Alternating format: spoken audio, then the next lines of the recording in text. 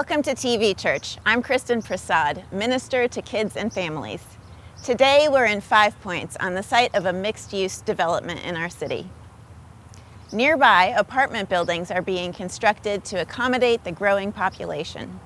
City planners are working hard to create a vision for the future of Huntsville, and pieces of that vision are in process everywhere we look.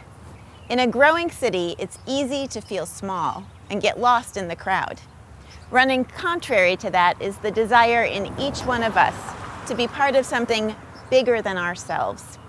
It's an inevitable part of the human experience that we realize that our individual lives are small and relatively insignificant. After all, the current population of the world is 8 billion people. Even Metro Huntsville has over 400,000 people. So we ask ourselves, what difference does my life make in the grand scheme of things?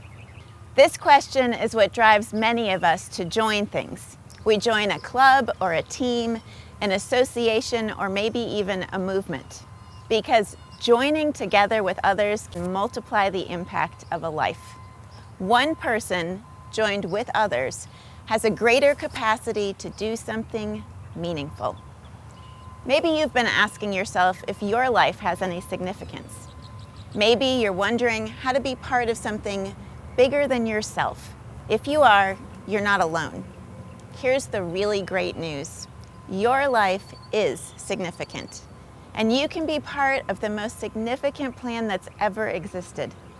This plan touches every person who's ever lived, impacting their lives now and into eternity. I like to call it the Great Big God Plan.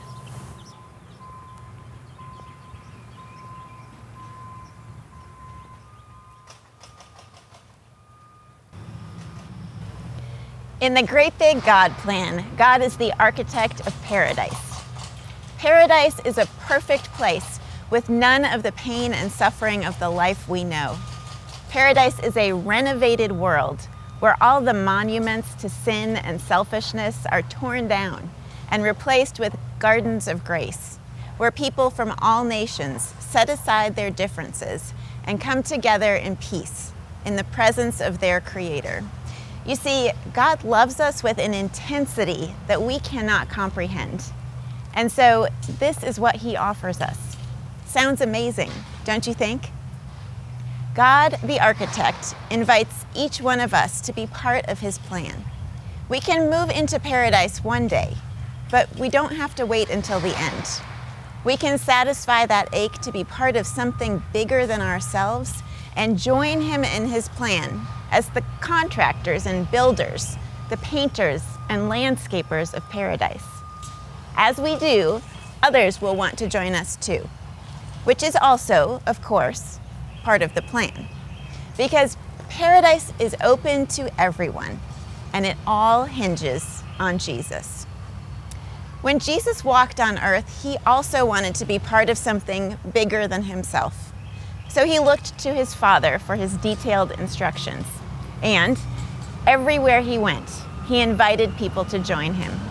He met some fishermen fishing on the Sea of Galilee and said, "Come, follow me." He spotted a guy named Zacchaeus watching him from a tree, and Jesus invited Zacchaeus to host him for dinner. He met a Samaritan woman beside a well and invited her to drink living water. Not everyone responded to Jesus' invitation, but many did, adopting their roles as the contractors and builders, the painters and landscapers, each with a unique role to play and a specific part of God's plan for which they became responsible. For you and me, determining what our role in that plan can be is challenging. God seldom speaks to us audibly, so we have to use the tools He's given us to determine how we fit in. When I was young, I had this idea that God's plan for me was a very specific and narrow path that I had to discover, like a dot-to-dot puzzle. I wanted to be like Gideon. He asked God for visible and obvious confirmation of His instructions. God, if you do this specific thing, then I'll know you want this specific thing from me. That approach didn't work for me. I no longer believe that God's will is that narrow. I do believe that He has opportunities for me that I can only discern by being in tune with His plan. The best way to get in tune with God's plan is to read what He says about it. Throughout the Bible, God lays out His plan.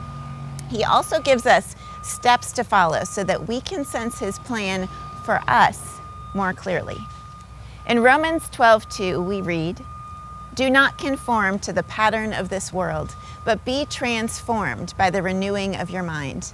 Then you will be able to test and approve God's will, His good, pleasing, and perfect will." Our human inclination is toward self-interest, but nothing about the great big God plan involves self-interest. In fact, Jesus Himself said the most important things were to love God and love others. Everything boils down to that. So it's not surprising that the two things we must do in order to clearly see God's will ultimately lead us to set ourselves aside. This verse indicates two areas of transformation that are required to see God's plan clearly: our actions and our thoughts. A personal renovation is in order, and the first step to renovation is to get rid of the old plans. Do not conform to the pattern of this world. Eugene Peterson paraphrases this part of Romans 12:2 in the Message. Don't become so well adjusted to your culture that you fit into it without even thinking. How often are we guilty of mindless conformity? If you lived through the 1970s, you probably had a set of Tupperware in your home. It looked like this. Burnt orange, yellow, chartreuse, and brown were the coolest colors. Everyone thought so because everyone else thought so. We also thought bell-bottoms were the height of fashion, and blue eyeshadow with Farrah Fawcett hair was the best.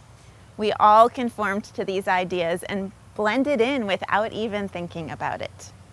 These are superficial examples, but think of the times in history when a group of people allowed their personal convictions to be buried beneath dangerous conformity. Think of the Branch Davidians in Waco, or the members of the Nazi Party during World War II. Our sense of outrage over injustice or conviction over wrong behavior is easily dulled when we believe that everyone's doing it. To get in sync with the great big God plan, we have to be willing to be out of step with culture. We have to alter our behavior to reflect what God values more than what the world around us values. Only when we step out of this pattern of conformity will we have eyes to see what God has in mind. After the break, we'll look at part 2 of the personal renovation, being transformed by the renewing of our minds. There was a moment when the lights went out, when death had claimed its victory. The King of Love had given up His life, the darkest day in history. There on a cross they made for sinners, for every curse His blood atoned. One final breath and it was finished, but not the end we could have known. For the earth began to shake, and the veil was torn. What sacrifice was made as the heavens roared.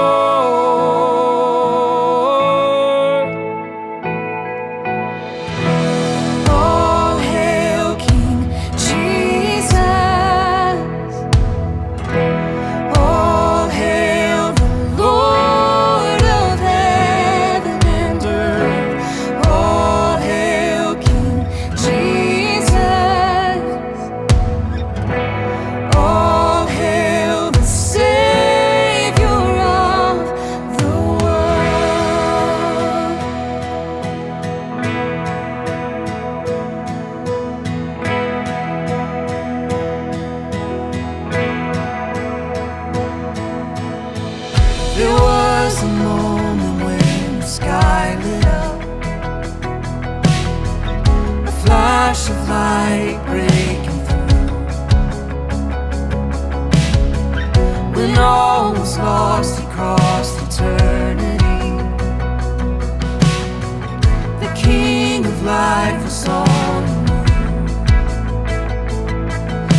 a dark, cold tomb where our Lord was laid, one miraculous breath will forever change.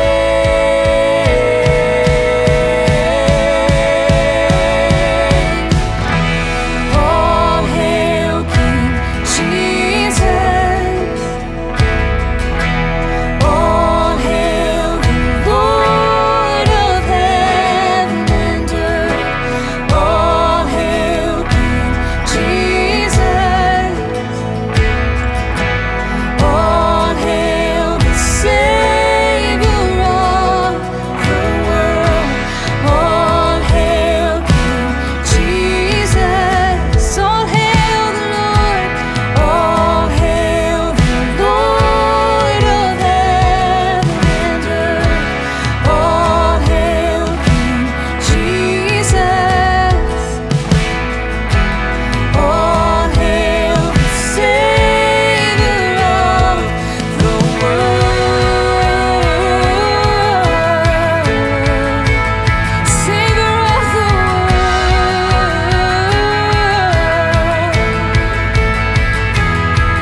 Let every knee come bow before the King of Kings. Let every tongue confess that He is Lord. Lift up your shout. Let us join with all of heaven, singing holy.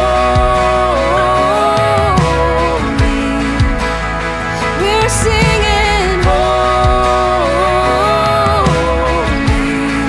and joy we cry out holy. We're singing holy.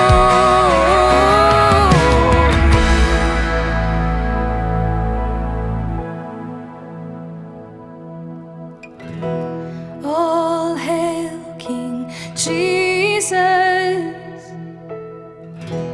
All hail the Lord of heaven and earth. All hail King Jesus.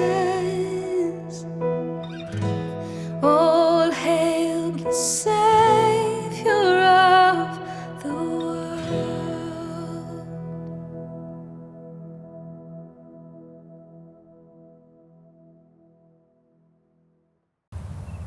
Les Tillery is an architect with Fuquay and Partners here in Huntsville. Les, thanks for joining us on Tennessee Valley Church today. Yeah, glad to be here.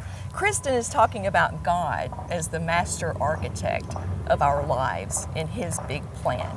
First of all, what's the job of an architect? The job of an architect today encompasses a lot of different things. We have to be good organizers of information. We have to be good communicators. We have to be able to design beautiful buildings. And all those things have to come together to ultimately produce a set of drawings that a contractor can build from, that an owner can afford, and ultimately get built in today's world. In terms of God being an architect of your life, I'd rather think of God as the master builder of our lives. In classical architecture in Italy in the 16th, 17th centuries, architects, people you may have heard of like Michelangelo or Brunelleschi or Bramante, they were architects in that they understood art, they understood proportion, scale, they also understood building techniques, like how to make a building stand up, stone masonry. So they had the artistic side, but they also had the functional side of how to make a building go together. And there was one guy in charge of that, and he was responsible for all of that. And when you compare that to God and our work in our lives, God can be the master builder of our lives. We're standing here where the apartment complex is going up, mixed-use facility on Pratt Avenue, and it's right beside Goldsmith Schiffman. So I would think architecture is important to make these two blend together and look right for the 5 Points area. Well, the 5 Points area have got an opportunity to really kind of take the next step in development. And you're right, this historic structure, the city's been using this for practices and But at one time, it was used for games. A lot of high school games were played here, and there's a lot of people in town that have memories of high school games being played here. But as this development, this apartment complex comes up in 5 Points, I think it'll really spur a lot of other projects that could really change the look of 5 Points neighborhood and improve 5 Points for the better, and allow this facility to, sort of be reinvigorated and become used on a more daily basis by the community. I'm renovating part of my house and sought out an architect. It makes for a better plan if you have someone, a master planner, overseeing that. Yeah, we see a lot of times people, they'll start a project and they don't have the big picture in mind, and they'll take something out, or they'll pour a foundation, and we'll get on the site and we'll be like, well, why did you put that there? It's like, well, I thought that was a good idea. It's like, and then you're like, well, if you'd have put it here instead of here, you could have done these things. And so just before you ever spend any money to do something in place, have a plan for it, and that's what architects are pretty good at. And God is good at it. And if God we is let good him. at that too. And we just have to listen and understand that there's a bigger piece. Your life is part of a bigger picture in His plan for you. Thank you, Les. Renovation can be messy work, and it usually involves gutting the original space to make room for something new and beautiful. Gutting can turn up some surprises, but if you aren't thorough, you just have more problems later. My aunt and uncle moved into a condominium, and over the years, they noticed some carpenter ants. The big ones with wings. Nothing they did ever really got rid of them. They decided to renovate their bathroom, and in the process, they replaced the fiberglass liner in their shower. When the old liner was removed, the floor beneath it was swarming with carpenter ants, hollowing out the structure below. Without the renovation, the damage caused by the ants may have continued until there was significant structural damage. The renovation, though messy, was worthwhile. Not just for the improvement, but because it rooted out something destructive. The renovation of our minds involves a degree of gutting. In order to discern God's plan to align our will with His, we have to destroy the way of thinking that comes naturally and replace it with a new way of thinking. In Hebrews 12:1, we are admonished to throw off everything that hinders and the sin that so easily entangles. We must set aside our preoccupation with ourselves in favor of concern for others. Romans 12:3 reminds us, do not think of yourselves more highly than you ought. We've all heard the phrases, looking out for number one, or YOLO, you only live once. We've been taught that doing what we can to get ahead is not only permissible, it's encouraged. You've also heard, eat, drink, and be merry, for tomorrow you die. If all you've ever got is this life, that might make sense. But what if it's not? What if there's more? I believe there is more. And I believe that our Creator God put something inside of each of us that longs for more than what blind self-interest can offer. That's what makes us want to be part of something bigger than ourselves. While the process of renovating our minds may be really hard work, it's also incredibly liberating. Imagine gutting the anxiety that plagues you and resting in the confidence that God has things under control. Imagine gutting the need to impress people who'd just as soon see you fail as succeed, and replacing it with the desire to please God, who only wants the best for you. Imagine gutting the impulse to get revenge for petty offenses and replacing it with efforts to seek justice for others. It won't happen overnight, but God will transform you if you let Him. Picture the metamorphosis of a caterpillar into a butterfly. It really seems unlikely. A creature that creeps along the ground is wrapped in a chrysalis and emerges with wings to take flight. If God can orchestrate such a transformation in nature, He can do that and more with you. A renovated mind looks like this description in Philippians 4:8. Whatever is true, whatever is noble, whatever is right, whatever is pure, whatever is lovely, whatever is admirable, if anything is excellent or praiseworthy, think about such things.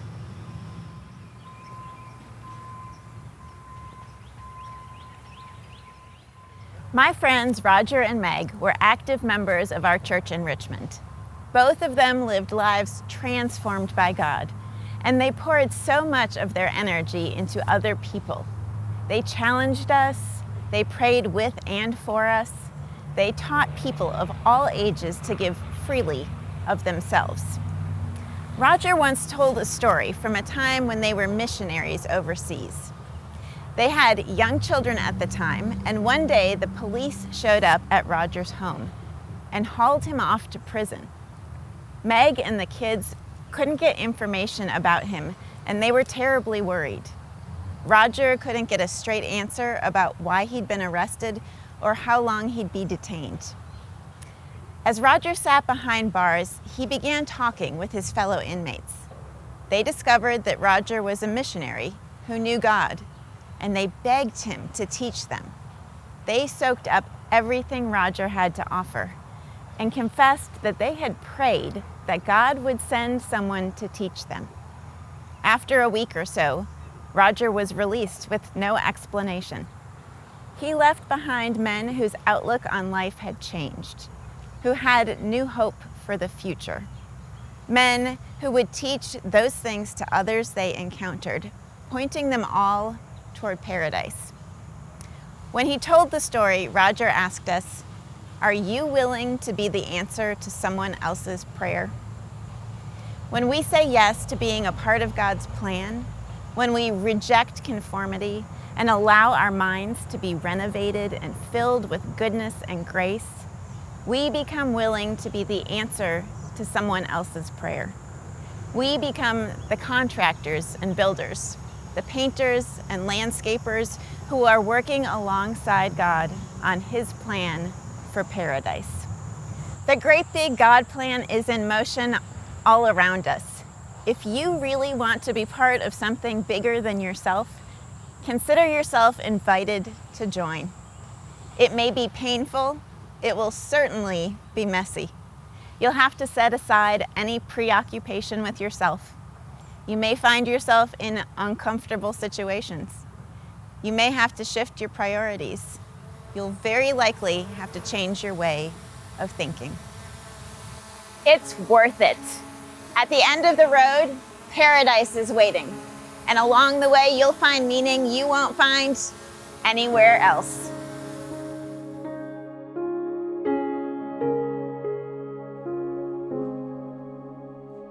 Be thou my vision, O Lord of my heart, not be all else to me, save that thou art. Thou my best thought by day or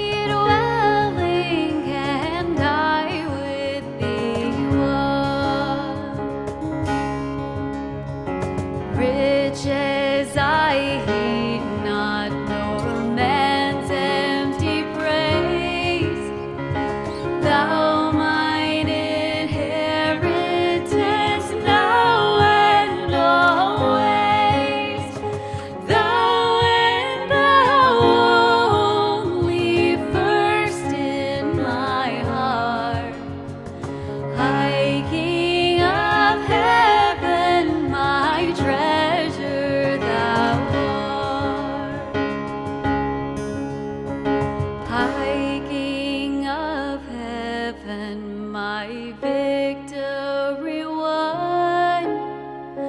May I reach heaven's joys, oh bright heaven's sun. Heart of my own heart, whatever befall, still be my vision, no ruler of all.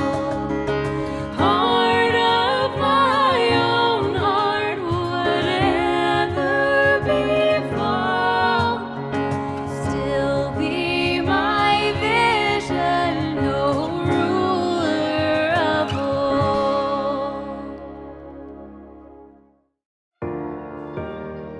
Tennessee Valley Church means church has left the building, so has membership. Here's what I mean. You might be feeling a need or maybe even a call from God to be part of our church family in a more tangible way. If you're not able to join us physically here at 600 Governors Drive, whether because of distance, mobility, schedule, or some other reason, you still can be a member of First Baptist Huntsville. Let me send you information on what that would mean, what you could expect from your church, and what your church would expect from you. Email me at travis@fbchsv.org. Let me know of your desire for membership, and I'll help you get started. Join hands with us as we attempt to join hands with God Himself in His mission to the world.